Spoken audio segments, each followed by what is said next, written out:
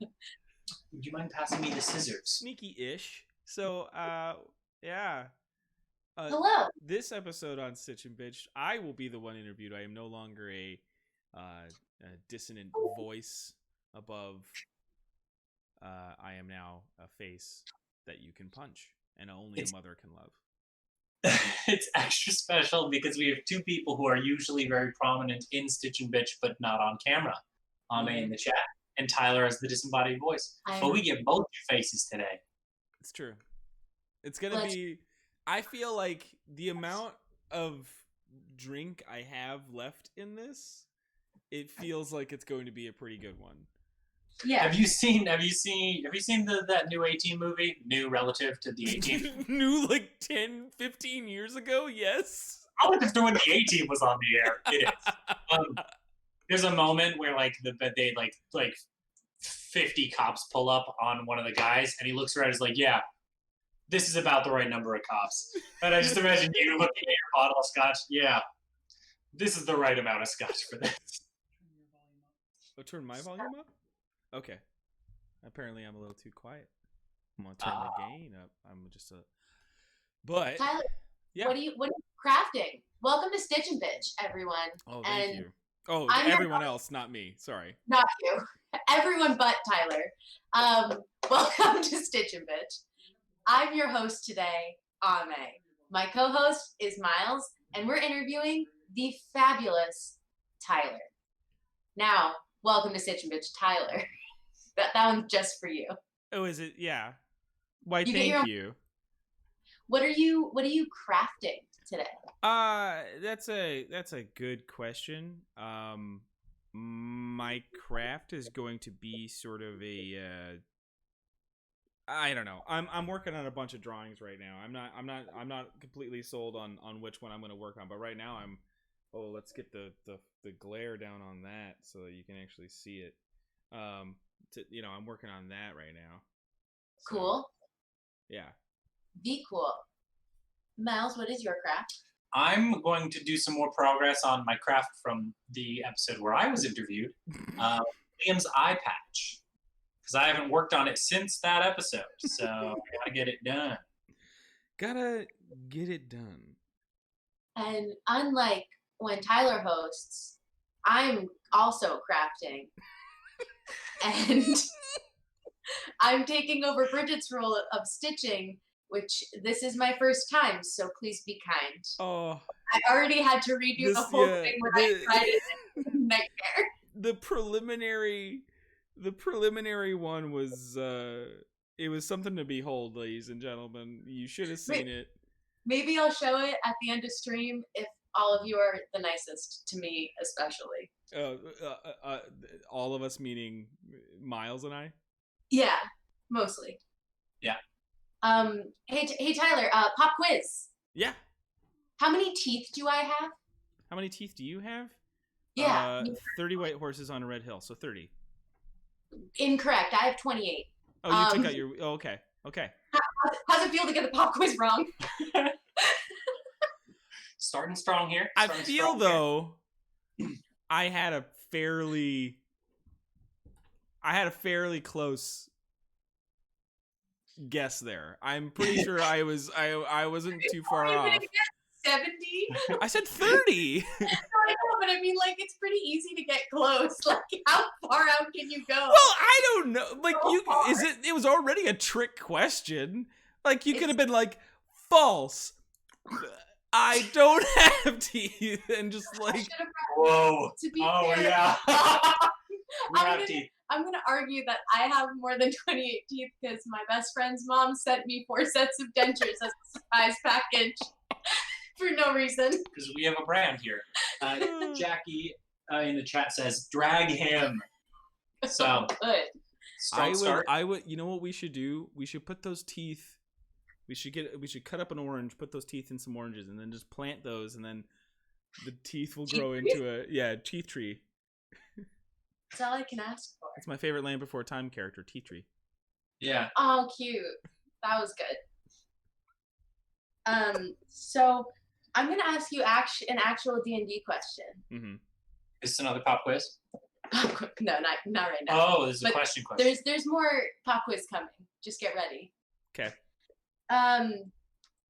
So what's a big plan you had that they completely ruined? Like you set everything up for it, prepped for this session, and then all of them were like, big nope. There's like two that come to mind. For one, for sure, I did not expect them to turn back in the Plague Marshes. I thought they would just barrel forward and try. And so yeah, I had worked out a lot of stuff, and they didn't go forward. And then another one was it was in Hell. It was when you guys went to Hell, like when they went into that into the 8th layer, and I had expected them to do slightly more. I had built out some stuff because of that, and then they immediately broke the dude. Like they did the one thing that I was like, yeah, I guess if they do that, like that's just gonna like break his mind because he just can't believe it anymore. And they hit that, and I was like, that derails the rest of this, because like this is not nope. So I don't know, like it's weird because like our sessions are much different than maybe a typical game, or I try to make it that way anyway. I used to play where it was like it was a little bit more rigid back home with my friends, and since we started this campaign, like since we started this campaign, I have been trying to do this thing that leaves it enough room for different answers, and that's what I hope I convey at the beginning of every session, is that there's no like right or wrong answers, right? Like I'm much more into decisions. I'm much more into like, we're going to go do this thing, rather than it be like, well, you foiled my plans or I foiled yours. So I guess that's why it's weird to answer. It's like they've never fully derailed anything, but they've gotten close a couple of times, and more times than not, it's like one character on their own mission has not, like the whole thing that happened with Click Whistle getting imprisoned is like, yeah, that's a character like just facing some bad rolls and some bad choices, and it just being like, yeah, I wasn't expecting this thing to happen this way either, so I guess there's got to be some consequences. With that in mind, do you think that this has like changed how you would DM other games outside of this? Would you make it more loosey, or do you think you would go back to being a little more rigid, or depending on the group? I think it always depends on the group. That was partially what we started with. Like when we talked about playing this game, we did it's the usual suggestion to like do like a session 0 and to like address your players and get them in a room and just kind of be like, what kind of thing do you want to play? Do you want to play a dungeon crawly, like we get cool loot and we're not really worried about the story, and it's just about like us doing the mechanics of the game, because there's a lot of games like that and they're fun. And honestly, it's a fun way to like learn a class really well. Like if you want to learn how to play a class, the best way to do it is a mechanics driven game, because you'll learn exactly what your character can and can't do very quickly. But what we talked about was we wanted to play a game that was much more open and had a lot more of a feeling of, I also wanted to introduce the idea of like, these people aren't important in the grand scheme of things. They have importance by their actions through the story, right? Like we follow them because of what they're doing, not because like it's been preordained or anything like that. And like that's usually a thing, like, you've been hired by the king to do this mission because you guys are the ones that can do it. And it was more of a feeling of like, I'd rather just sort of create a natural situation for these people to get together. A natural one? Yeah, a natural one. I'd rather create a natural one. And then let them dictate how it goes. So to answer the question though, like to say like if I ever like another campaign after this, it probably would change a little bit. But I think what it's informed is what kind of dungeon master I want to be, which is one that is about choice, and the freedom of that choice. Because I'm much more of an RP DM than I am a mechanics DM. I care more about, like, I want it to make sense. I want the ability, like, if it says you can do a thing, you can do that thing. But if it doesn't say you can do a thing, you shouldn't be able to do that thing. Does that make sense? Like, right? Like it should fall within the rules of the game, but I want people to be creative with the choices available to them. Yeah, like Liam can't suddenly fly because he wants to. No. Yeah, exactly. It's like, but he crafted a, but within the rules, he crafted a motorcycle, right? Like, so it's like, it was something that he had been thinking of and like trying to get to. And it really is more probably just Miles just wanting to do something awesome. But I'd rather him be able to just go do something awesome than like either be restricted by mechanics or for it to just happen. I want, I guess, a little bit of a give and take of like, work within the rules to get what you want, and I will help you.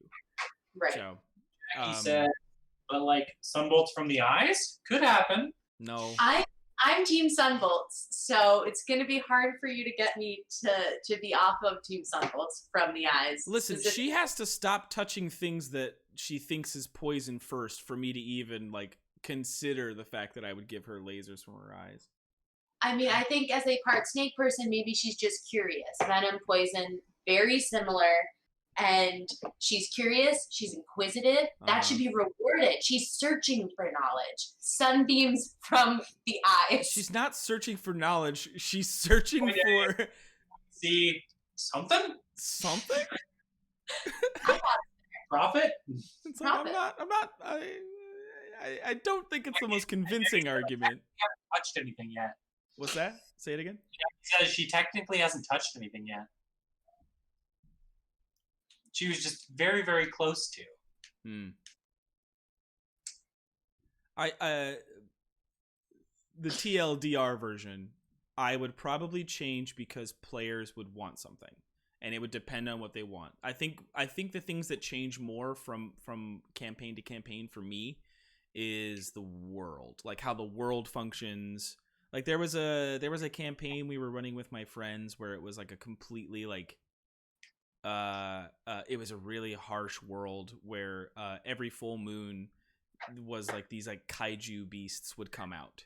So the whole point of our game was basically like you had these like 27 days of a month you had to like either prepare for the kaiju or like go to these other locations and like figure them out, or like, you know, dig for treasure or for magic, you know, old magic items and all these things. And then when the full moon came, if you were outside of the city limits by then, if you were outside of like the city walls, then you were kind of fucked. Like it like not only were these like big kaiju beasts, but then the land itself started to like quake, and there were like disastrous thunderstorms, and there's, you know, like brush fires and all these other things that basically became like this natural disaster that like would probably wipe out anybody who's living out there. So that's why like the cities were generated like these like protected fields from these things. And so like every month there was a battalion force that basically fought off the kaiju, and it was like it was really fun, and it was a very different experience, and it had RP elements, but it was much more a game of like how can you survive, what can you find, and like so that's what I would say. It'll depend on what people want to play. So like follow up, why are you so bad at D&D? Because I've played it for 20 years. I've played it for so long that like I've played since second edition. So like that's 4 different editions rule sets, and like you just get them all confused, and you don't remember like the changes to racial abilities, and like the fact that low light vision and dark vision used to be 2 different things in 3.5, and they're no longer different things. They're basically just the same thing, and it just depends on if you have superior dark vision or just dark vision. And it's just that like the name stuff changes. Also, paladins used to not be able to smite anything. They only used to be able to smite evil. So it's like it's just like dumb shit. Like dumb information is resting in here all the time. There used to be flanking rules in 3.5. There used to be this thing where it's like if two of your allies are on, if you and an ally are on opposite sides of an enemy, you get a +2 to your attack against their AC. It made sense mechanically, and they dropped it through by the time 5th edition comes around, because it was like, yeah, we've lowered the difficulty on a lot of stuff, so there's not a big numbers game anymore. So it was like, yeah, it makes sense, but shouldn't you still at least get some sort of advantage for it? So it's like all that shit. It's like, that's why I'm bad at it, is because I'm trying to create an experience. I'm like helping my friends like do a role play thing, and then I'm also having to remember the differences between like, okay, well, this spell used to be this in this edition and now it's this, and it's like the conjuration spells are different. And I mean, like, even just to say like cure wounds used to be a conjuration spell and now it's an evocation spell. Like shit like that changed. It's like minuscule minor things that like nobody should know or pay attention to, and it doesn't matter, but for whatever reason in my head it mattered. And so now it fuddles me up sometimes, where I'm like, wait, what is this thing again? And I have to look it up. Okay, so you're kind of like a D&D grandpa. But like a cool grandpa. My brand. My brand. Yeah, like cool grandpa, but like it's the back in my day. Right. But I love 5th edition is my thing. I absolutely adore 5th edition. I think it's the best edition of the game. So that's my thing, is that it's like, I remember these old ways of doing it, and it's been basically like breaking the habits of those old things, because I'm like, I like 5th edition more, and I think it's a better game, and I think it's a better system than the previous ones. You know, there's other things that like previous versions did that I think they should have kept in 5th. Chief among them, flanking. That was just a good mechanic. You should at least get advantage on attacks for that. Like, it's something where it's like, it makes sense, and it also makes it so that like your players can think tactically. They gain some benefit from it. Yeah, it gives a reason to care about where you are on the board relative. Because now most combat can be like, how far away am I from them? That's less than my movement. I go up and I hit them. Or is that in range? I hit them. Like, and it doesn't matter where you are, where your friends are, that sort of thing. Yeah, so it does make it easier in that way. But and if you don't have like a battle mat or anything, if you're playing with pen and paper in the mind's eye, that is way easier, way more accessible. But yeah, so that's the thing, is like a lot of 5th edition is about accessibility. And like what I found in 4th edition, probably the only things that I enjoyed about 4th edition was minions and the bloodied condition. So I love those yellow minions. Banana. Banana. My mom loves those guys. I hate Genuinely. them. They're so cute. Sure. It's like a mom thing to love. It's a weird thing for a mom to love then. Like, I don't get it. Like, I'm not. It brings them back to when moms had kids that just said absolutely nothing when they were easy. And now kids, you know, now I'm an adult and I can be like, hey mom, guess what? And she's like, I don't want, no. Guess what? All of that, whatever that was. Guess what, mom? Raph enjoys minions, so he's a mom now. Hell yeah, Raph. Get it. You're my second, third, you're my Fifth fourth mom. favorite mom. Yeah. Got a couple moms. Well, minions are great because they're a creature with 1 HP. So if you put like 18 of them in a room, and then a barbarian wants to walk in, they just get to like, they mow them down. Now, okay, I think that's fun. I'd be down with that. Yeah, right? Like it's something where it's like, but because there's 18 of them, they all get to make attacks against this barbarian. So like all these minions are doing 1d4 damage to this barbarian, but like 18 versions of that. So it's like it's a balance, right? Like they don't have a lot to offer, but they are also not that big of a threat. Oh no. And then when it comes to bloodied, what my favorite part about the bloodied thing was more, it became a really dumb mechanic in the sense that like it basically just was like a thing you asked, because then cool, now I know it's at half health.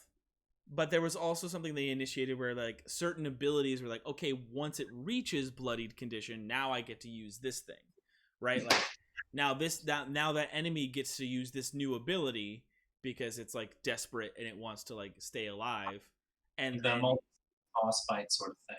yeah, and it was nice. It was like that's actually really cool, and so like you could transfer that to 5th edition really easily. You're just like, okay, make this happen on this round or happen when the enemy hits half health or whatever. Is it Matt Colville? Yeah. I had that video about like making custom encounters. Exactly. Like take these monsters, add these here's some ideas for interesting things to add. And that was one of them, like staged out abilities that it would draw upon, which makes sense. And that video, link in the description, it's not There's no description. yeah. It's just like a great way. My favorite thing about it is like, yeah, you can do this in your game because it's all make believe. It's all make believe. It doesn't matter. It whatever doesn't you- matter. Yeah. If you want, you can make up a system of whole cloth for turning your Steel Defender into a motorcycle. As long as your DM's rad. Yeah. And pop quiz. Pop quiz. What kind of vine strangles people to death? The assassin vine. Correct. Well done. Nice. That's it. It's just correct. Sorry, it's not 28 teeth. Sorry, it's not 28 Teeth is the new title of my memoirs. It's a bad book. It's a But it's night. It's nightmare memoir, right? Like it's like the nightmare. a grimoire. Yeah. Okay. There it is. Yeah. Nice. Raph is GST made top 5 moms. So Honestly, Raph, you're doing the work that we need. you're doing the mom's work. That's the moms. I'm just waiting for Mod Podge to dry on my craft, so I'm really, certainly less than ideal there. So Tyler. Yeah. 7. Yeah. Even lower because it really sounded like you were forcing it. No, it was just I needed to get it out so I didn't throw up. What's up? Oh, Let's good. not the throw. All right. Sally did it. I just wanted to be included. I just want to do it too.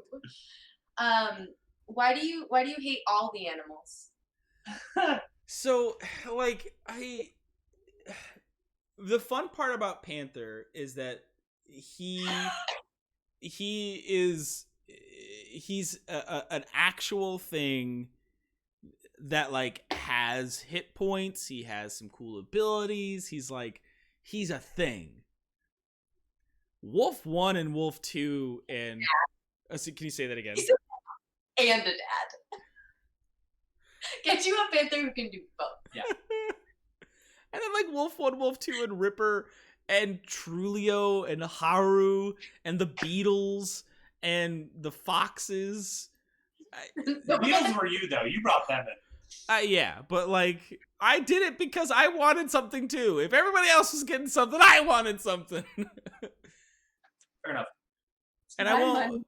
It's my Beatles and I want them now. Like I won't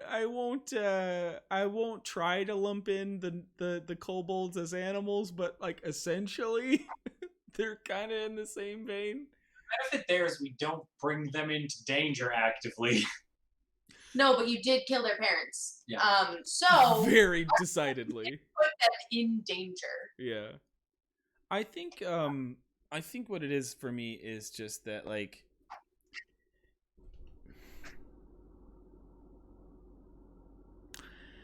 I don't hate them. It's just that, like, having to have thought of them all the time was the problem. And I'm glad we got to the realization. Well, it was also just this thing where, like, Chelsea would bring them along and they'd be like, I don't want anything to happen to them. I was like, then why are you bringing them? They are going to die. I'm going to argue for her not knowing her opinion. They're her babies. If they're not with her, how can she know that they're safe? You're welcome, Chelsea. You have a moving mansion that only certain people can get into. And maybe you can't trust those certain people. All you can trust, okay, arguably for Nameless, who has she been able to trust, like, really well except animals? Like, sorry, her dad Like was there the whole Philip. time, just, like, not gonna tell you. Like, What does make sense to me though is like I feel like the ability to like talk to and convince animals to be on your side was probably developed largely as a cannon fodder tactic. Like if you look at the stats of these animals, they're not meant to do what level 9 characters are meant to do. So like if you get some Is it wolves, quiet again? He suddenly what got happens louder. with spiders? Okay. Yeah. Thank you. I'm sorry. I wish I could hear it better. Yeah. He's fixing my volume. Thank you. Okay. No, but like yeah, so like what Nameless does with the spiders where a bunch of spiders are summoned and then some of them get killed. Like I feel like that's what convincing wild animals to be on your team was probably built to be like, not to have new more forever friends. Right. They're not statted for that. So like they're gonna like in dangerous situations, like the game designed them to be cannon fodder for you. So Well, it's something where it's like, yeah, they're supposed to be kind of like a summoned creature, or they're supposed to be, you know, maybe something that you use as potentially as a familiar or whatever. And that's kind of my point. It's like I don't hate the animals.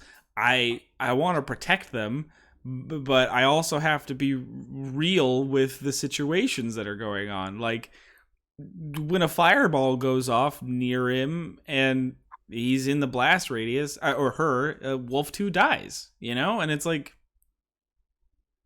I can't do anything. But what I will say, are they... This is me not knowing anything about D&D coming out. So, like, they're not NPCs, or are the animals NPCs? They're not okay. characters, but are they characters?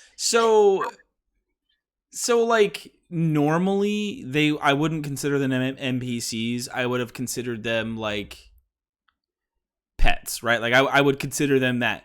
But the fact that Nameless can talk to them, like that is just a chief ability she has as a Circle of the Shepherd druid. She just gets to communicate with animals. And like they're still animals, so they don't get like a lot of like big concepts, but like she gets to talk to them. They essentially became NPCs in that way, where it was like they have a lot more personality because of it. She can understand them more, or you know, she can give a more specific sort of feel to them. Okay. How much of yourself do you put into your NPCs that you make? I feel like that's I would say there's probably a fair amount of it, right? Like there's still a portion of me that's going to come out. I try to make I attempt as much as possible to make a dynamic character range where they're not just all me with, you know, some different skin on. But like But a snake. yeah. But like I will say probably the people who are closest to me would probably be Panther and Yvonne. Like they have social tics, or they have things that are certainly not what I have, and that's kind of like where their characterization comes out. Like Panther is pretty terse, and he, that's more of a resemblance of Nameless, right? But it's still pretty much me as, personality wise. Like he like there's some parts of there, like philosophy wise, I think that's Panther. Panther has a similar philosophy as I have. He's dad now. That's what Jackie just said in the chat as well. Yes, Jackie. But then Yvonne has more of my like scientific wonder that I love, like the things that I love talking about, or like creating, or it's why she has like a lot of just random bits of knowledge. Like she'll usually just have like these certain things that she like. I kind of sometimes it's on the fly. I decide she would know it. or not. But there's a host of things that I say like, yeah, she would know stuff about this. She'd know stuff about this. It's a person who's very sheltered and very cloistered for a reason because, she went through a really rough event as she tried to go out into the world. So it's like, I guess, yeah, those are the two that I would say I put the most of like me in them. And then everybody else has, the off joke or whatever of me, but like certainly Barlow Vitagon or Kalenth are not like me. Yeah, I guess I try not to put too much of me in it. I try to make like the temperament and a character of like, why are they in this position? Why do they have this amount of power? What is it that got them here?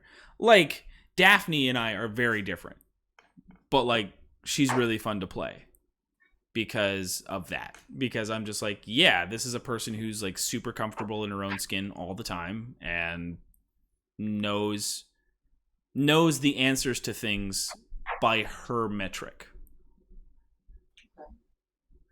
And I don't always. So do you think you could make an NPC that they won't ship with someone? I don't think so, because then when I draw them, apparently they get really hot, and I'm just like, Okay, I'm gonna argue here. Nerith can fuck. Like, Nerith can get it. Yeah, that's for sure. And it was never a super intention. It just was like, Chelsea loves to bring up the fact that like when I first described it, it was like, yeah, I was trying to describe that he's like hard at work, not that he's like some super hot with sweat glistening down his bare. Yeah, I never said he was like a Fabio in a fucking Danielle Steele novel. Like I didn't like. I'll have you know that's exactly what you did. From strictly secondhand accounts. Right. If Ame actually watched the show, then maybe I would give her a little bit of. I have, but not all of them. Yeah, that makes sense. I've watched every one shot. It's much less of a time commitment. I understand. Yeah, it's also like finding 4 hours, and I'm certainly not awake when you're streaming past like. Yeah. Little bit.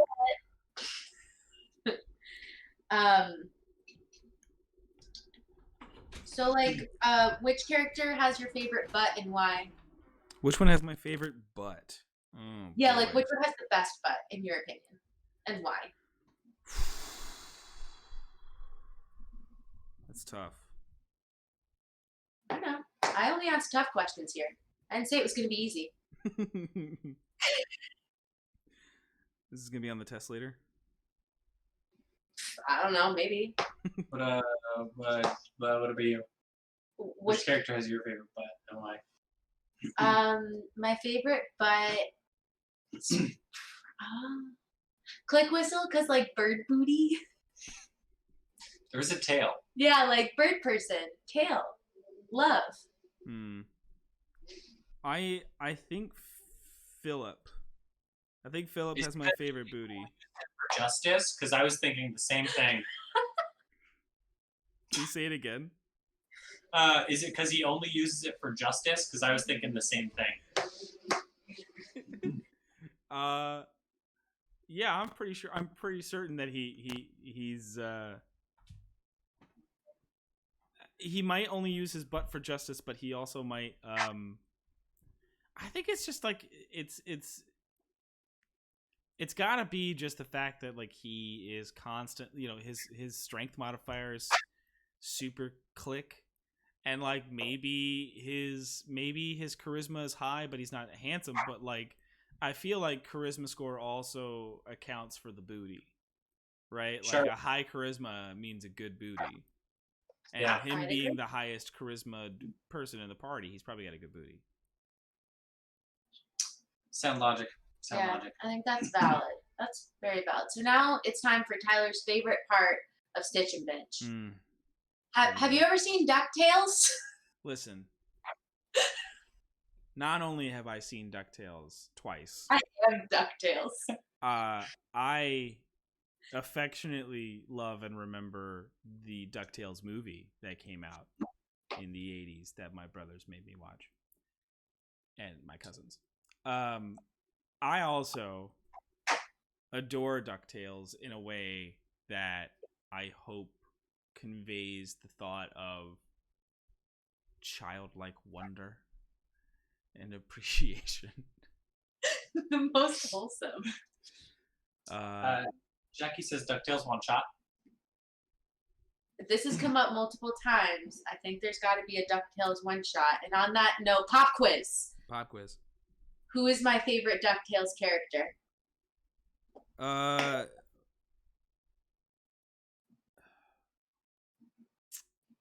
And why do you think that?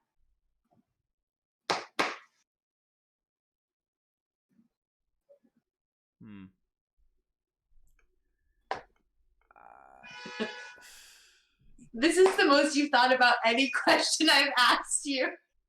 Yeah, because it actually has it's the most This difficult. is actually a good question. The Yeah. concept this far has been shit.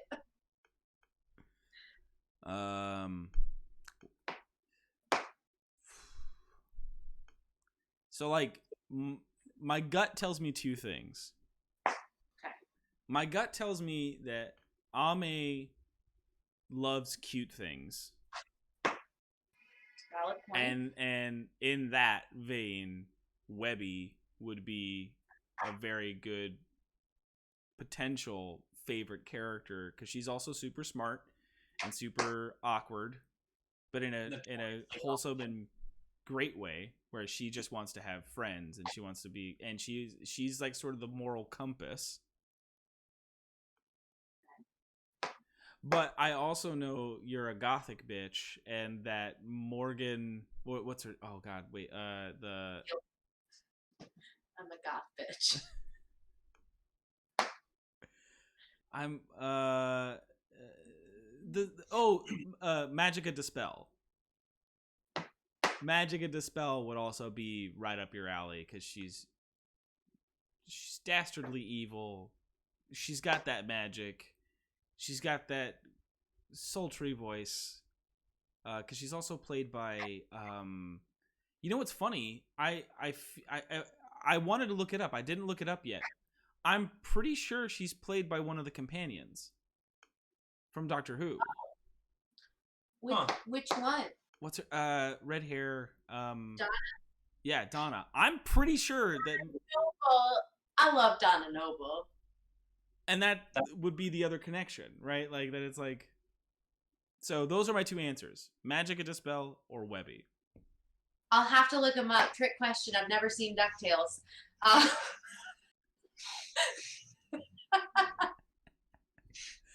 Which you would think, because like Miles, that I've seen DuckTales. No, absolutely not. Nah, he watches his movies in VR, so like. I mean, you would also assume that I've seen Lord of the Rings or Star Wars, but nope. One day, Someday, hopefully. I've seen part of a Star Wars before.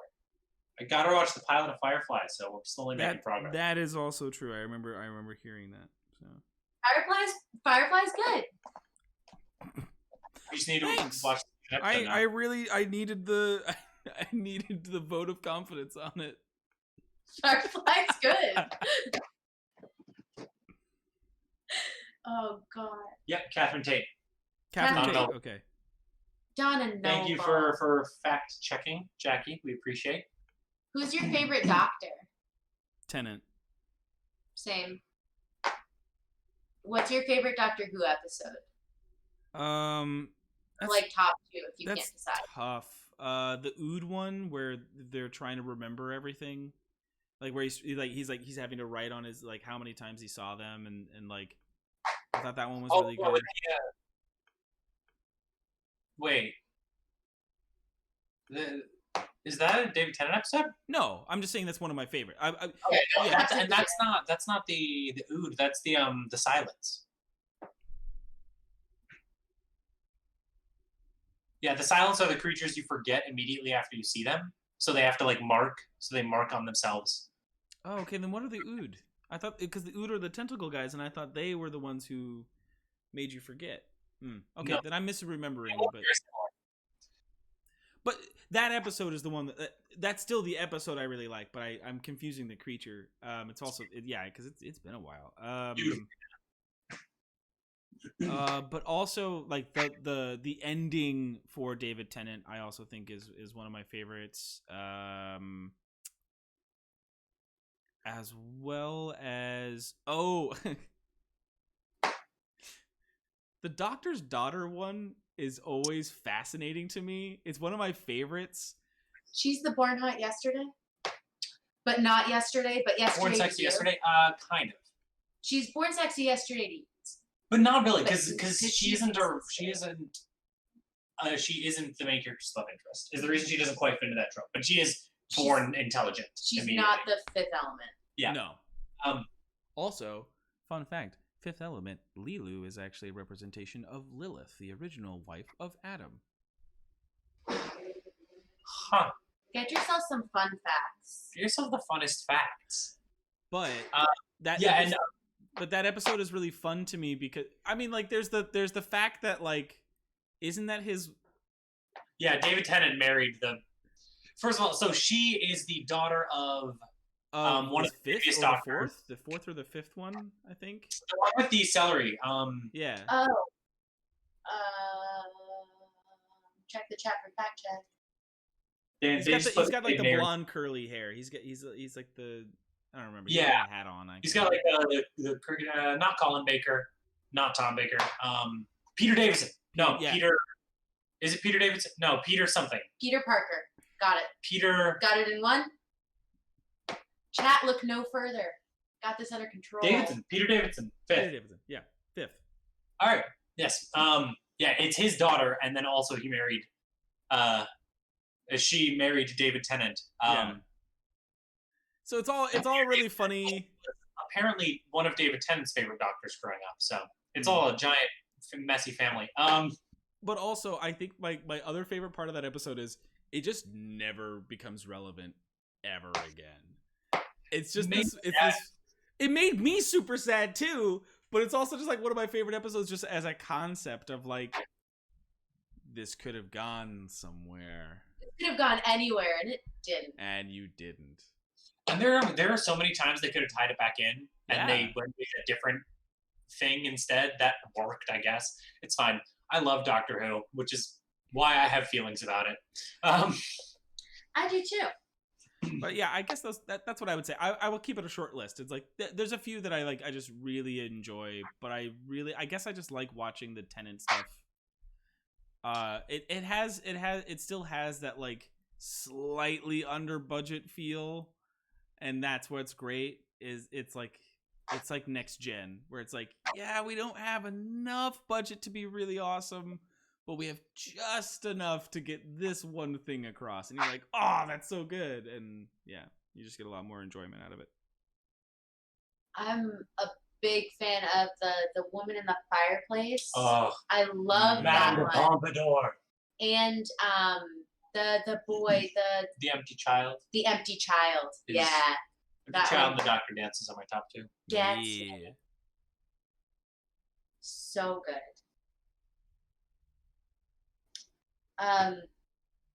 Fun question. If you can make any two players switch places and play the other person's character for a session, who would you choose and why?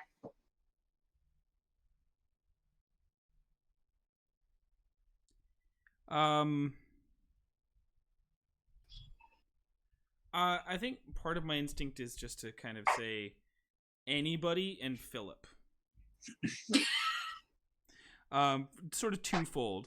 One, so that everybody else has the chance to play somebody who's supposed to be dumb, and to play the character with the best butt.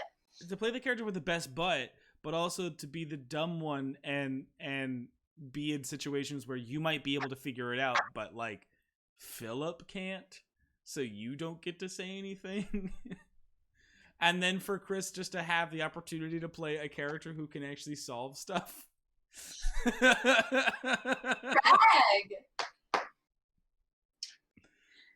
I mean, that's Philip. That's fair. And I will say Philip is probably my favorite character of all of you. Yeah. I think also though I would love to see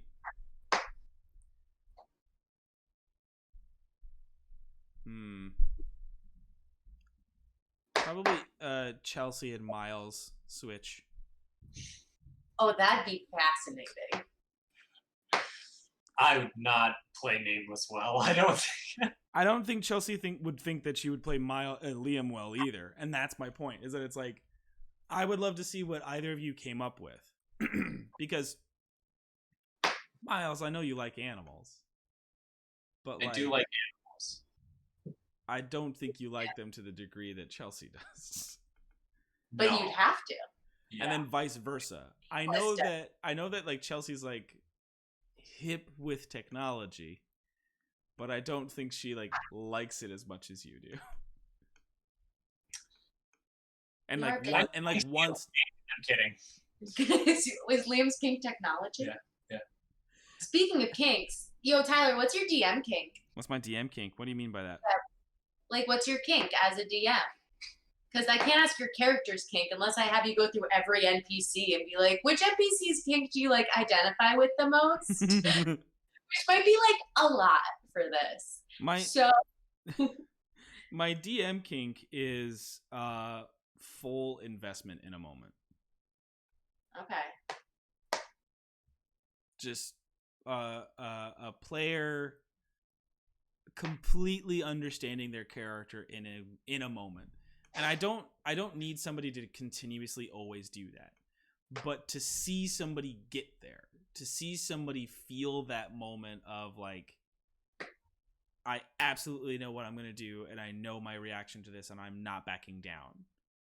And to me, that sort of speaks to the reason D&D can be really fun, or like why it can also be an examination of like, I'm working through something through myself right now through this character, getting put into positions that require that sort of reaction, and also just the trust that a person could be vulnerable at the table.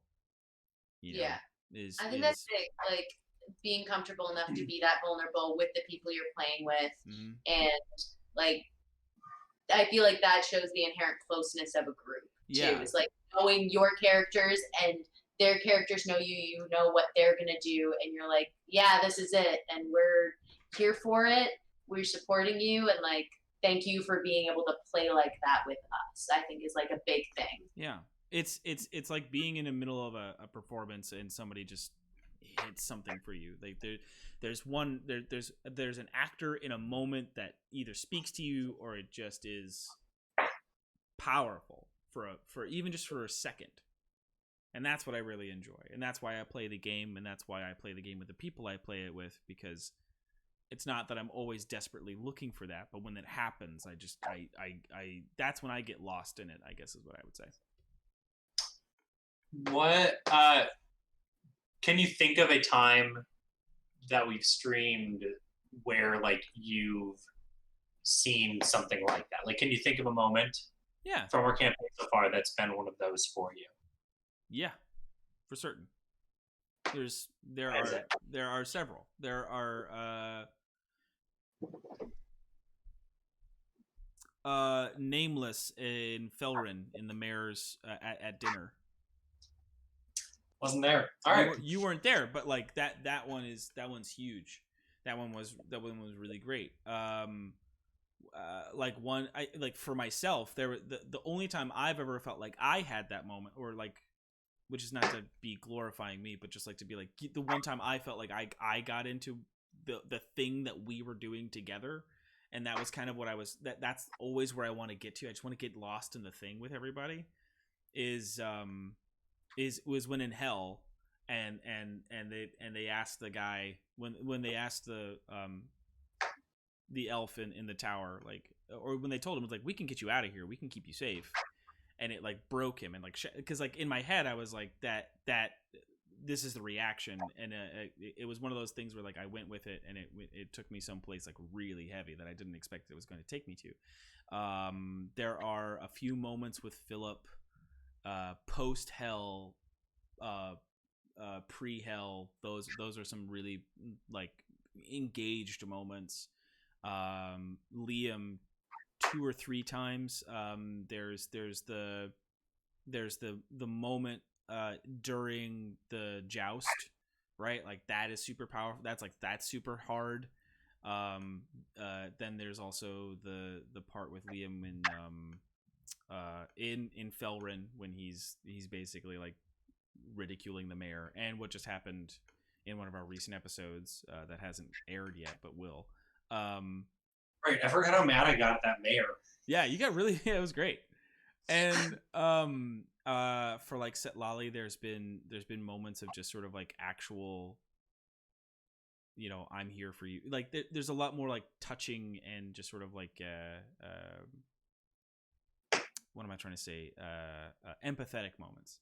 So I and like with Click Whistle, I think the times that I've seen it get lost in it is the desperation of a plan, right? Like, and I don't mean to say that, like, I'm not trying to, you know, like, right? Like, I'm not trying to make fun. I'm trying to say it's like, no, I think that's when this character that's when a player gets lost in that character, is that it's like, I see it in Bridget's eyes. I see the thing of like, I got to get this done. I'm losing it. And then like, that's being her in that moment, right? Like it's the stress of the situation is creating the same thing for her as it would the character. And I guess I kind of equate that similarly. So what I would say is that like also for the entire group, the end of the Plague March was also a big thing. Like that was a huge like unified sort of moment. So I think certain characters, I don't want to say not badly, like certain characters will have moments where I see it most often, and they usually hit this. It's usually when they're confronted with one thing, and they'll kind of get back there, and so my feeling is that it's like you can see a lot from every one of those moments. You see a lot more of the thought that's gone into the character. So Yeah, I think that's cool. And the chat wants to see Sally. She's Sally request. She's in the room. She's in Chris's room. Yeah, that's what the chat has been for a little while here. I mean, listen, I too want to see Sally, but we don't gotta right now. Are you, Tyler? What are you doing? I think you froze. I'm not frozen. I'm drawing. So you cats and kittens at home. I'm drawing still. Oh, she's back. Oh. You were frozen for us. I don't know if you were frozen for the. I don't think I was. Okay. Okay, so just us, which is fun. It's that fun, kooky, crazy. Oh yeah, because you're streaming from your computer. All right, everyone in the chat, let us know what we missed. No.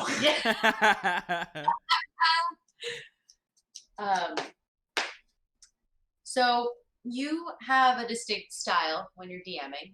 Oh yeah. Everyone's talked about it in their respective episodes of Stitch and Bitch so far, or at least vaguely touched on it.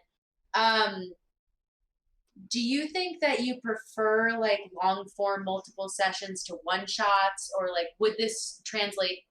Does your style translate differently to one shots? Do you adjust it completely? Like, and what do you prefer?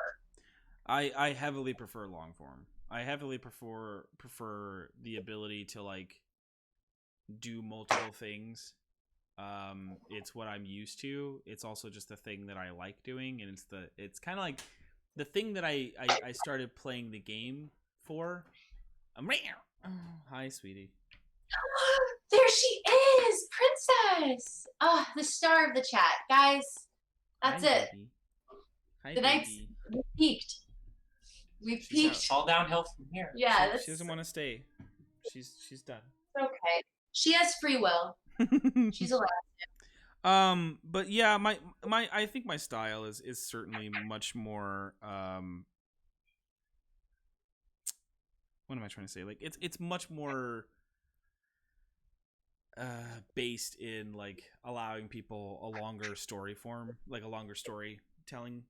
The one shots I've done have gone off fairly well. I think I plan too much RP. So Okay. like one shots benefit from a lot of like mechanics, or like if you're gonna do an RP one shot, it's probably gonna be primarily just that, right? Like you're probably gonna want to be not, or like there's gonna be some skill challenges, but you're probably not gonna ask people to fight, right? So like Space Kings as an example, because that's the one I know the most about that you guys did. Like, is that more RP heavy, or was that? Space Kings is interesting because like Space Kings has more of a what I liked about it a lot was that it has an easier flow, right? Like going into combat versus going into a social situation has the exact same mechanic and the exact same sort of like, I want to do this thing, can I do it? What does the card say? Right? Okay. Like, Yeah. you have abilities and you have things that like it feels much more pass fail than what I do with D&D, which is like, okay, well this then happens because you didn't succeed, right? Like I try to do some of the things that like Space Kings or North Seas does, where it's like, it's not so strictly like you didn't do it, you have to get the number to be able to do it. Because that's sometimes my least favorite part about D&D is that it can turn into a grind of just like, get the number right, and that doesn't seem like a really, like, anytime there's a DC and it's like, okay, you have to meet this number or exceed it to pass, like to do the thing, you should probably also think of, okay, well what happens if they don't? Does it just do nothing? I'm sure. Like if you need to roll an 8 and you roll a 7, like you were almost there. So like what little bit goes wrong versus like just fail. Yeah, exactly. Like just think of one thing. Think of one thing that like if they don't get it, what happens? And you know, if they're going to disable a device, is it going to blow up in their face, or is it just going to, you know, do they get 3 tries? Do they only get 2 tries? Do they, you know, and so I also try to set up a culture at the table of just like, I'll allow 2 attempts on pretty much anything, but after that point, nobody else can do it. Like it should read more as, I can't complete this task, and other people around you shouldn't just be able to step in and do it as well. It should be a sort of like a language of, I have been defeated, let's look for a new solution. Okay. So I don't know if that answered the question necessarily, but it's like in one shots, I feel like it is much more prevalent to like make it action heavy, and I'm much more of a chill sort of game player. I like the idea of like an expanding story, and that's why we don't like go into a lot of fights. You'll see. I mean, it's based on the group's decisions. It's based on like them generally not fighting a lot of stuff, but it's also me putting into the game a sub mechanic that like I basically just judge in my head of like, would these people want to fight them because of this thing? Yes or no? And then if the answer is no, then these other people aren't going to become super aggressive towards our group, and the group would have to kind of do something specific to make that happen. Makes sense. Yeah. Yeah. So like pop quiz. What was the name of the class at the college that Lolly and Nameless listened in on? The name of the class, that's gonna be tough. Yeah. Well, Vitol is a professor of, like, he's basically a professor of like nature, of like herbology and the magic within nature, but I'm not gonna remember the class's name. Let's take a guess. Pick a name. Trees and where to find them. You were so close. It's magical tendencies that are not part of the arcane. So, like, I'll give you partial credit. Because trees and tendencies almost rhymes. Right. Again. So, partial credit to you. Thank you. Pop quiz. he's not as shook by these as Bridget is, and I'm beginning to understand why Tyler likes to do them because getting the reaction is very exciting. Should I start doing that? Yes. No, yeah. Right. You know what? You can do it. Wait, hold on. Yeah, one more time. Pop quiz. There we go. What kind of animal was Roderick?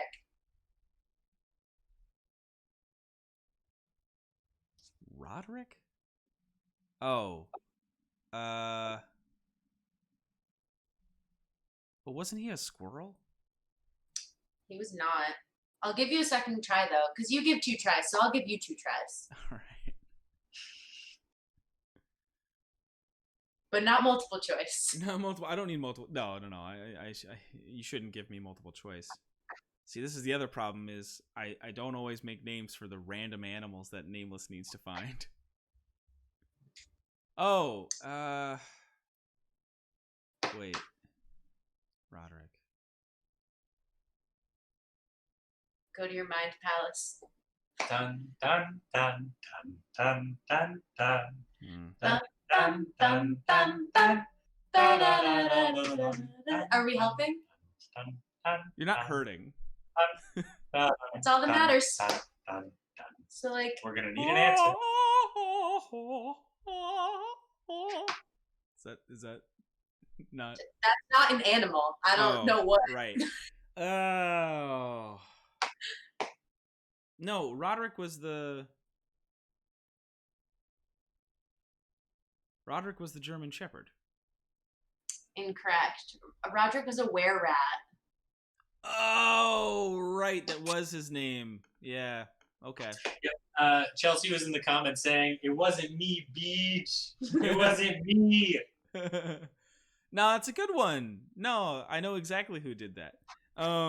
Because he would have been the only one who remembered it. So That's who do you think submitted that? I quiz think question? Chris submitted that question because the were-rat was the one who gave Philip the shield Incorrect. and the gauntlets. Incorrect. It's -5 Okay. for boldly going where no man's gone before. Mm. The correct answer was Jackie. Do you think she knew the name? She did. She gave me the question and answer. I can't. Okay, here's the thing. People can't I'll give me believe it when I see it. questions and not give me the answer because I don't know them. It's true. It's true. All right. This is a request from last week, Stitch and Bitch. I see. We said we would do it. I said I would take this on. Right. Tyler, you're going to need to rank these holidays from best to worst. Oh, I'm ready. All right. Get ready for the hottest take, everybody. The Get ready hottest for the take. Nerith take. Oh, good. Yeah. Okay, out of these 10 holidays, Arbor Day, Easter, Christmas, Thanksgiving, New Year's, Rosh Hashanah, Yom Kippur, Passover, Halloween, and Miles's birthday. It's not a holiday. He made me put it down. That's what she said too. I'm hurt. It's on the list though, so you can rank that at 1 or 10, your choice. All right. Give me a moment here. Can you repeat what those were again? Arbor Day, Yeah. Easter, Christmas, Thanksgiving, New Year's Eve specifically, Rosh Hashanah, Yom Kippur, Passover, Halloween, and Miles's birthday. Great. Couldn't think of a 10th holiday, huh? That was what. No, I could. She asked me. I told her. I'm talking about him. Like he couldn't think of a 10th holiday, could he?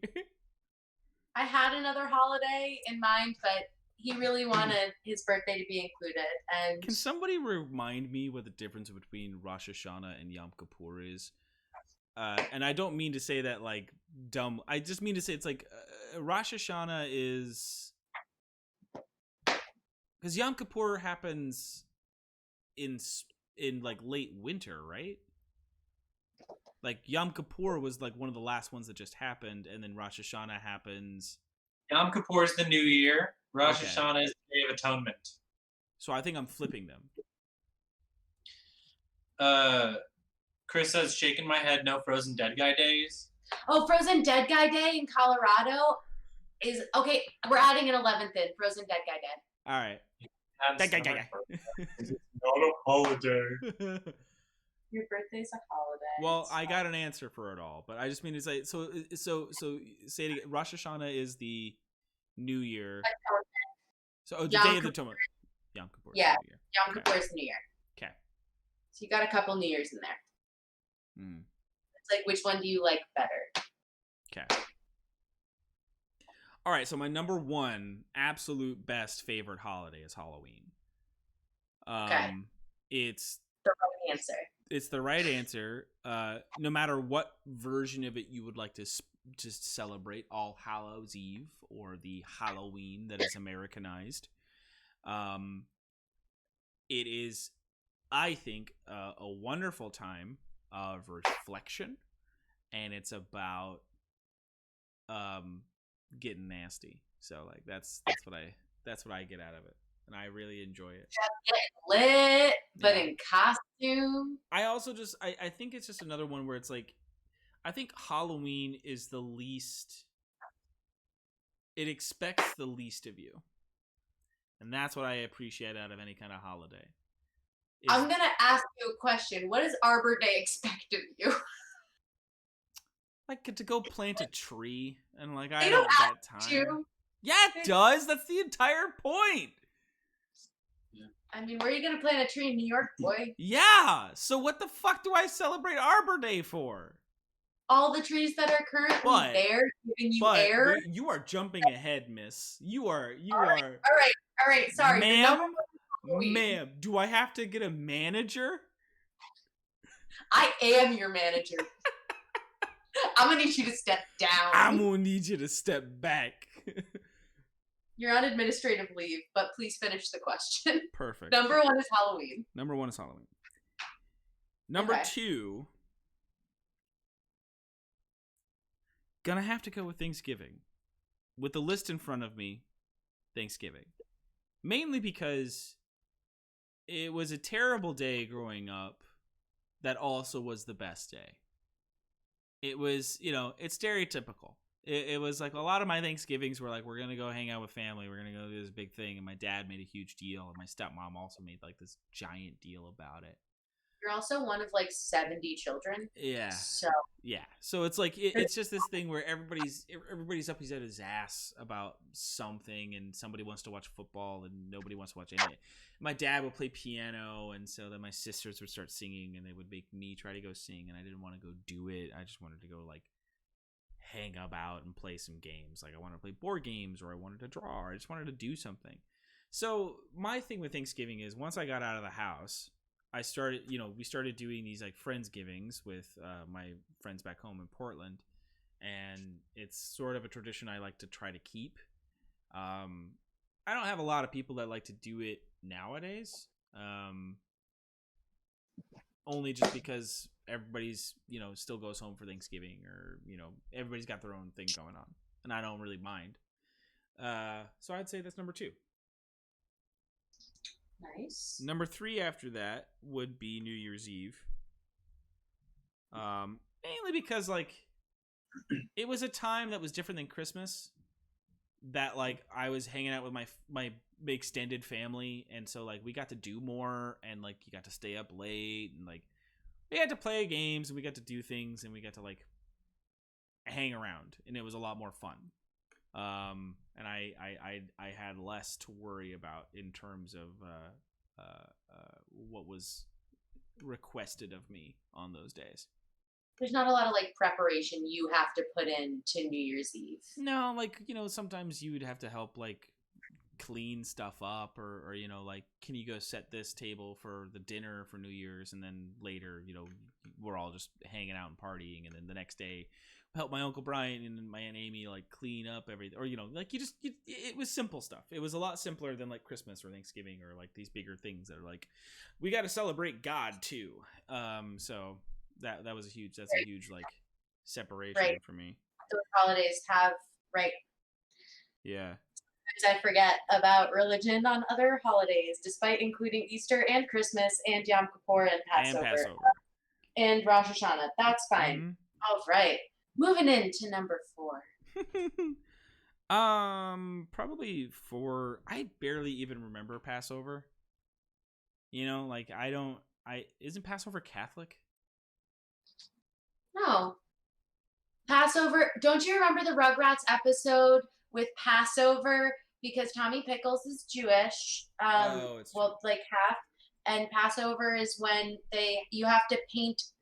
Please, chat, correct me if I'm wrong. I don't want to be the worst. They paint over the doors so that the spirit will pass by your house. Right. Oh, Jack describes it really well. She says, it's the holiday where I can't eat bread for a week. Oh, I'm so sorry. I'll put it at number 4 because it means nothing to me. You put the lamb's blood above the door, because that's what it's what the Jewish people did so that the angel of death would pass over them when it was sweeping through Egypt, murdering their firstborn children. It was the last of the plagues before Moses convinced Ramesses to let his people go. Correct me if I'm wrong. Oh no, okay, cool. Yeah, she's saying that there too. Lamb's blood, the 10th plague. Yeah, cool. You know Prince of Egypt? Do you guys remember Prince of Egypt? Never seen it. There can be miracles. I'll put that at number 4 because I don't give a shit about it. Indifference. I have a neutral, and I'm honestly, we put a difference before we got to 5.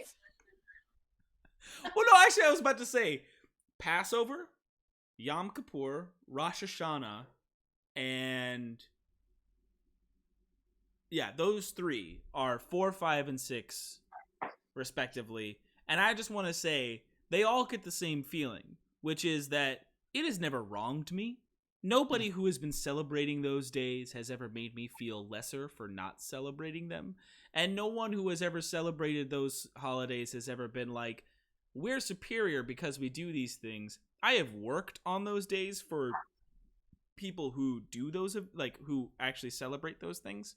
I did catering, and so I've worked a Yom Kippur, which was weird, and I also worked a Rosh Hashanah, which was weird, and I also worked a Passover, which was weird. It was like this. It's like you're sitting in on these families' dinners, these very rich families, all, you know, to be fair, but like you're sitting on their basically just like family dinner, right? Like they're just like hanging out, talking to each other, and it was just like weird. It was just this weird event. But having said that, all of those people were very nice, and all of those people were celebrating their faith, and it was very contained.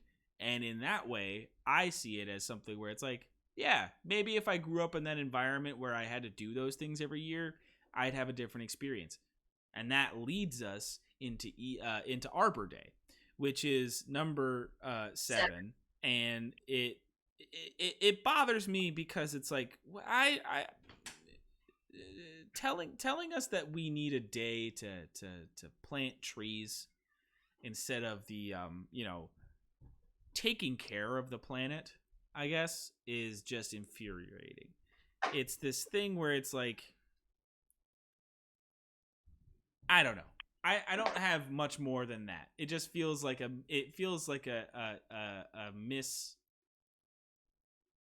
misdirection. It's like, well, we have it's the same thing. It's the same thing that continuously happens. It's like, well, we have this, so we don't have to be better. So do you have beef with Earth Day as well? Yeah. Okay, just checking, because if you didn't, I would call you a bit of a hypocrite. No, it's like I do. It's because it's the same feeling. It's just the same feeling of just like, why set aside this time? We used it to celebrate how well we treated the Earth, but using it as a day to say, hey, treat the world better today sucks. Yeah. I mean, we don't treat the Earth well. Yeah, I know, but if we did, as a so human we could race. if we treated the Earth well enough that we could have a day to celebrate it, then yeah, Earth Day would be like up there for me. Yeah. It would be awesome. It would be a place to say, look at what, like, if Earth Day was about like, this is the things that we did this year that make it everything better, and like you could actually track the difference, and you could say, wow, we really did do more this year, or like, and this year it's everyone stayed inside. So well, actually, and what we're finding is, it's the thing that we get to find out, which is the thing that a lot of like fucking fiction has told us over the years, which is that it's like, oh yeah, humans suck. yeah, and we knew it, but like getting some people to face that, like getting people to have evidence of like, oh yeah, you can see the Himalayas from like 100 miles away now, and you haven't been able to do that in decades, is sort of like, oh yeah, we fucked up. Like we're fucking up. So I mean, even on a lesser scale, just like air quality in LA. Yeah. There was like such a drastic difference with like air quality and how people felt breathing and walking around, and that's just like small scale, one city. Yeah. Like, and like, are we going to be able to keep that? But are we going to be able to keep that? Is the problem? No, like we're not. There's no way. We will learn nothing. Like we have. Like people already don't want to wear masks. Like people aren't going to keep up with like being good to the planet. We have a year. We have a year to basically like integrate a bunch of green systems that, had we a different president for the past 3.5 years, we would have probably, right? So yeah. so like that's the thing, is that it's like we have a bunch of shit in our way, and I hate useless holidays. I hate useless things. I'm right here. Yeah, I was gonna say Mouse's birthday still hasn't hit the list yet, so he's feeling hurt. No, I think you removed it in place of No, your birthday's still in there. Oh, okay. Frozen Dead Guy Day has just been added as a fun 11th if he wants. So that's yeah.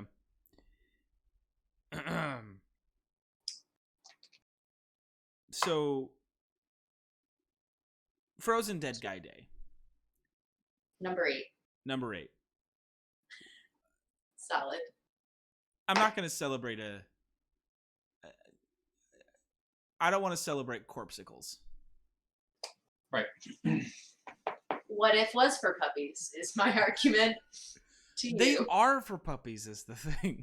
Corpsicles! Yikes. Do they have like festive like man-shaped snow cone molds? Well, it's food and water for like a month. It's great.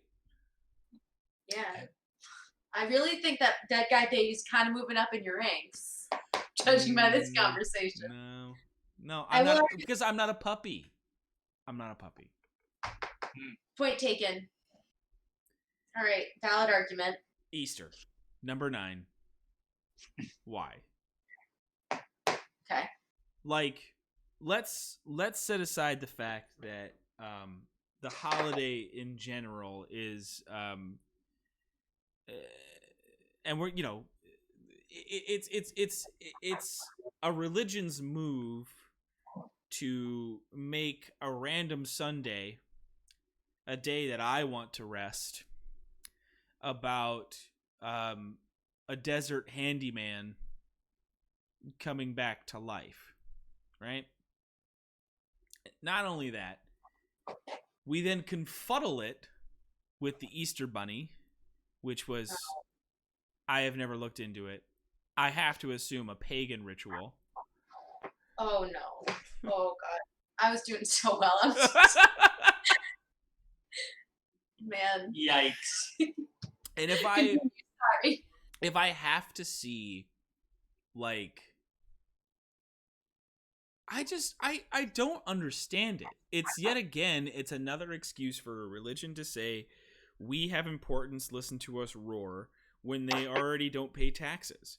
And I have less of a really like empathetic feel for a religion that ousts people for the smallest shit, as well as I never had a good Easter in my life. So there's a very important comment from Scarlett O'Bara, and that's the way Ryan Cox reminds me of Kristen Stewart. Oh, I love Kristen Stewart. The way who talks? You. Me? I would consider that an extremely high compliment as Kristen Stewart. Oh, I crush. It's so it's bad. Wow, this feels great. It's actually not that big. I don't, it's not bad, but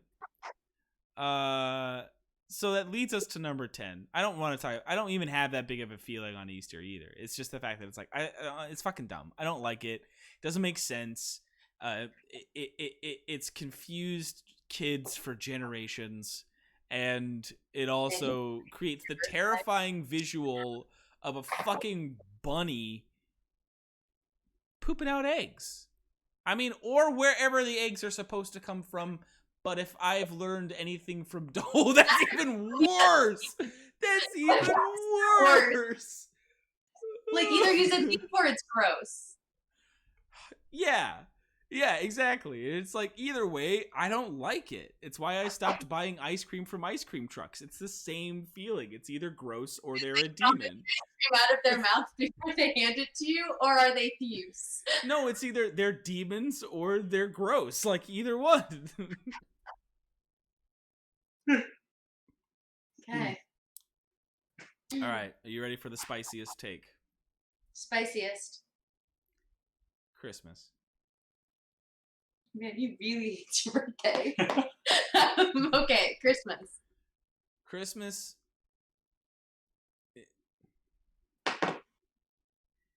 It's like, it's about as unique as Casey Affleck.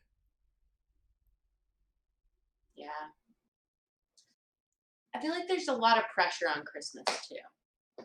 Like, Yeah, that's a huge family thing. Pressure, spousal pressure, friend pressure. I do feel like I'm a big Christmas fan, specifically Christmas lights. Love Christmas lights, decorating for Christmas. I love it. But I do feel that there is inherently like a ton of pressure that comes with Christmas. It's wrapped on the holiday for no reason either. It's Because Jesus was born in April, statistically based on calendar changes. I don't know, just, Yeah. But also, it's because that, like, and also Christmas used to be a pagan tradition. trees. Right? Yeah, it was like Christmas was about people want to talk about it. It's about taking the coldest, darkest nights and being the warmest and brightest. And it's like, sure. But it is so detestably secure in its belief that it's awesome. That's why Tyler hates me too. That like it's Christmas off the charts. Like, everybody is so sure that Christmas is super cool, and I just have never been that sure about anything in my life. And I guess I struggle. How sure you are of how much you hate Miles' birthday, apparently. Listen, I haven't even touched that yet. You just wait. Wait. My hair is so fucking muggy. It's like, ugh. Would you say that you still have funny hair? Because Would you say I have funny hair? absolutely, I already have. That's not a contested Well, point. this is the Wolverine bit. This is the bit that starts to go up, and we get the Wolverine here. So Listen, shave your head. That's what Miles did. I might. I'm thinking about it. Go But off. But there might Shoot. be a whole portion like right here where I can't get to it. No, 100% just leave it. Like, I'm here for that quarantine. Oh mode. man. Blow-ups, doing whatever. Like, just shave all but a patch. And Just and imagine like being the person who's like walking down the street, seeing that person coming at you, shaved head. And as that person passes you, you just see this whole patch of hair that hasn't been cut. And all you get that's all you get. That's the only information you get from it is like, huh. Either a new style that I am not hip enough to understand, or they did not finish the job. So, the last holiday, and then we have a special request from the chat. Okay. I could talk forever about Christmas, and I might want to. It is garbage.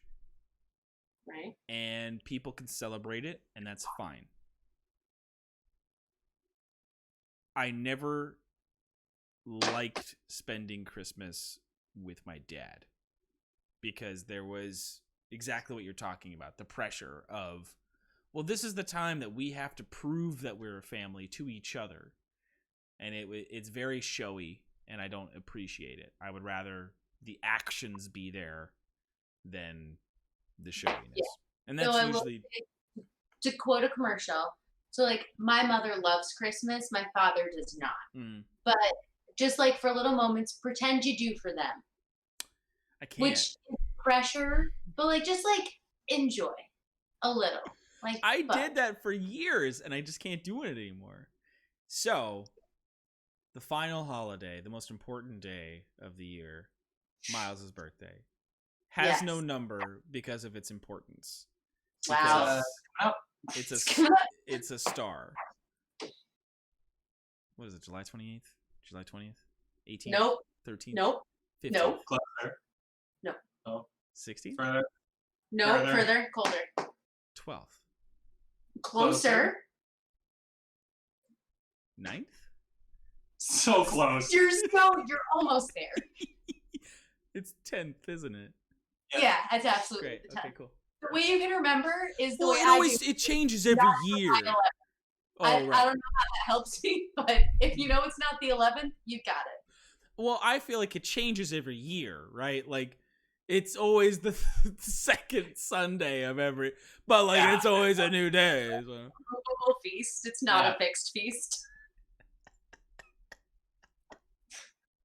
Is your birthday just Easter? Or Thanksgiving. Thanksgiving is also the same thing, right? Yeah. All right, what's this chat got for me? So there's been a request from the chat that I call you fuckboy again. So here it is. You know when you said it? Do you remember when you said this to me? Yeah, wasn't it at my birthday in my living room? Yes! Yeah, I remember. That's why it hurt. It's not an inherently bad thing. I used to be a fuckboy too. Right, but that's why it hurt. It was your birthday, so like I don't get to fight you on it. You absolutely don't. It was a power move. It was inherently a power move, and I stand by it. Yeah, that's why it hurt so much. I didn't think that you would use your birthday privileges to say something hurtful to me. Oh, I am sorry that it hurt you. I would never want to hurt you. I love you very much, Tyler. But I stand by. You're a little bit of a fuckboy. So you're not the biggest fuckboy, Tyler, because fuckboy Tyler walks to the train in the morning sometimes at the same time I do. Back when like I went to the train to go to work, I would be walking, and multiple times I thought, why the hell is Tyler in our neighborhood and getting up at 4:30 in the morning and not telling us and walking to the train? Because he was you. He wore the same shoes as you. He dressed the same headphones, but his hair was a little more fuckboy-y. No, and the attitude there, just you could tell. Like he looked like an e-boy. No, not an e-boy. He looked like a fuckboy. And literally I came home and said, I saw fuckboy Tyler on the way to work today. And that's how Miles knows when I see him. So wait, what can I ask now then I don't want to say like what to you, but like what would be the designation between like a hairstyle I have right now, for instance, and the fuckboy version of me? The amount you seem to care and think it looks the best. Okay. Like, I feel like inherently a fuckboy attitude is kind of that, but also just being like totally unavailable. But like, I'm available, but I'm totally unavailable. And you can tell that through my hair. And you're starting to realize why you're a little bit of a fuckboy. Yeah, because but just a little bit. Because I'm like super available and not available all at the same time. Correct. A little bit, yeah. Yeah. So yeah, you no, agree. I agree in the end, and that's what I mean by like, I do want to say that I very knowingly knew that it was not a mean thing that you were saying, but it came. I remember it coming. So. I can do what I want. Yeah, it was the other thing. I was like, well, I can't fucking argue with this dumb fucking comment, but like, okay. I also remember feeling like there was like a twinge of like, oh, but fair. But I am also. I'd just like to point out to the chat. Thank you for bringing this up. I now have video evidence that Tyler agrees. He's cool with that point, and he can't bring up being upset about it ever again. I feel like if I bring up being upset by it, it's like joke. Yeah, it's like the rivalry. Yeah. That Pringle joke. Yeah. No. The very funny Pringles joke. The very funny Pringles joke. That you wouldn't understand. Yeah. So it's an inside Pringles joke. Yeah. So it's 8:30, which is like we're getting to a point. But I did you spill scotch in your eye? No, I chuckled and so it splashed in my eye. So yes. It's not a spill, it's a splash. It's different. That's wildly unpleasant. It's so bad. Are we gonna be doing the craft show off? Yeah, I would like a reveal of what Tyler's been working on. Oh boy. I mean, I've been talking so much that I don't think I've really had the opportunity to do much to it.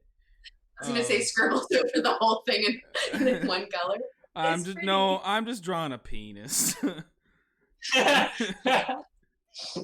No, I only got a base.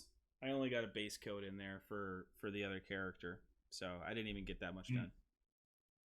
I was so enthralled by the questions. So yeah, we all know I'm the interviewer of the best, and on a scale of 1 to 10, why not?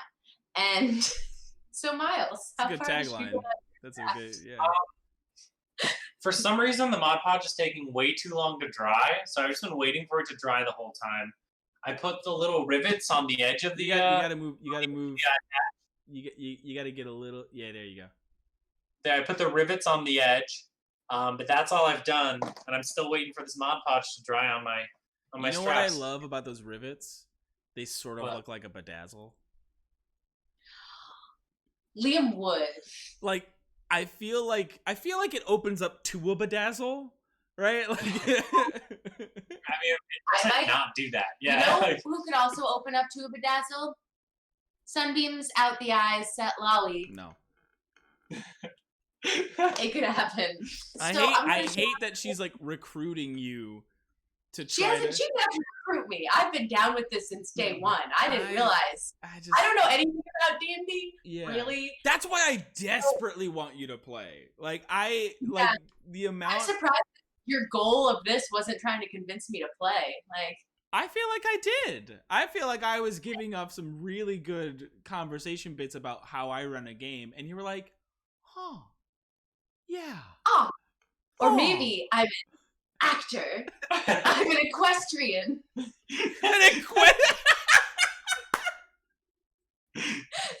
Which I realize is a joke I made at Miles, which is how you can tell quarantine is like getting to us. But I'm like, hidden. This is a joke. This is. It had the cadence of a joke. So this is my first try at cross stitching. It's just a knot. So I started over. Oh, now we're gonna see the one you were doing over the show. Okay. Yeah, I didn't finish it because the needle came out, so I quit. I'll show you the back first. There's knots. But like it could be worse. There's a knot there, but it could be worse. This is I guess technically that was my second time cross-stitching because you saw the first.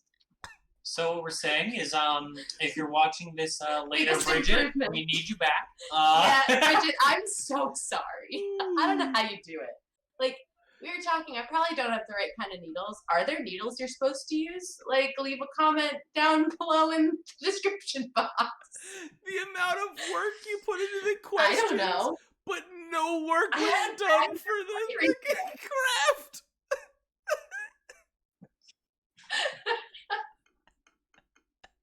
I just don't know. You worked so hard on the bitch that the stitch was left dry.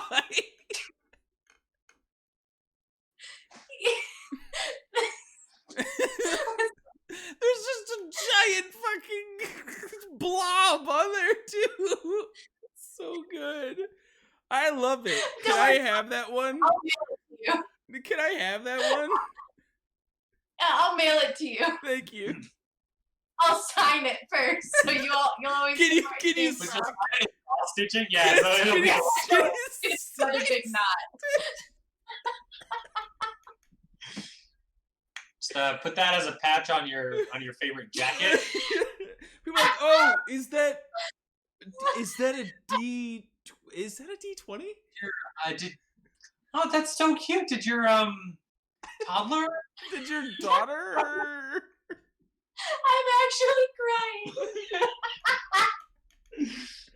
How old is the child who made this for you? How old's your kids? Like, almost 30. Like, for Uh, okay, crafts, this just didn't hit. I found my Jackie Chelsea. You say I'm good at everything. Here's my argument. 1 and 2. I'm glad that also that 1 was a ball and then the 2 has a 1 on it. So it just sort of... Another weakness, counting. I'm so warm right now. This apartment is so muggy. do you have anything you want to Plug. Shout out plug part? for the people at home. Well, I believe tomorrow night is our second episode of Long John Silver's. No, of the epilogue. The North Sea Epilogues. Howling Pine Saga. Gordon's Fisherman. Trust the Gordon's Fisherman. It's a Howling Pine Saga tomorrow night at 8, as I recall. And then on Monday, I will be DMing a session for Dwarven Forge at Dwarven Forge Live, if you guys want to watch that. Nice. And then Tuesday will be the conclusion to the Howling Pine Saga, Chapter 1, or Book 1. Guess who came out? Did you call it Sally? Long John Silver's? Yeah. Who's the disembodied voice now? But also tune in next Wednesday at 8 p.m. for our next episode of the Natural Ones. These next 3 episodes are some really, really good role play from everybody, and everybody really showed up for it. They're big. And also tune in for future episodes of Stitch and Bitch, the 7 p.m. Thursdays, as well as here's a last minute Sally. And Sally, what do you want to shout out? she's gonna shout out her food bowl I because say that time she threw up. yeah, 2 hours ago. And I also just want to say, look forward to the time where Ame is just consistently on this show / on the Natural Ones, because we're gonna convince her. Ain't it. We're gonna But get I her. will constantly be in the chat We're gonna get her. Don't worry. for all of you. Miles, do you have anything to shout out? In about an hour and a half, I'm going to be streaming VR as usual. Those of you who know me personally know I do that every Tuesday and Thursday night. 10 Eastern, I'm going to be playing No Man's Sky with a friend of mine in VR using my cool locomotion gizmos. So check that out. I give your birthday a star, and you don't even invite me to play No Man's Sky. I see how it is. Listen, do you want to come play No Man's Sky tonight? Wow. Is this your first fight? Should I go? We all know I'm the third wheel here. Twitch.tv / Twisted Reality ODT. Sam, check that out. Come stop by. And I would like to personally shout out Sally. Chris, please make Sally her own Instagram. I tell you to follow me, but I've posted twice in the past year, so it's really just I'm not there for content. But Sally deserves her own page. And chat, let me know if you're with me. No, she doesn't deserve that. Roll those beautiful beans. Oh, I guess we'll give an outro video of just all the things we have of Sally from now on. Yeah, Moo, come that's here. perfect. Moo. She deserves some more content on the internet. And I'd like to encourage Chris to post more about Sally because I love her. Come here. Chris come here, as Moo. well, but the Sally content, Oh. top notch. Oh, As come we here. say here on Stitchin' Bitch, Long John Silver's. Trust the Gordon's fisherman. Trust him to eat you alive.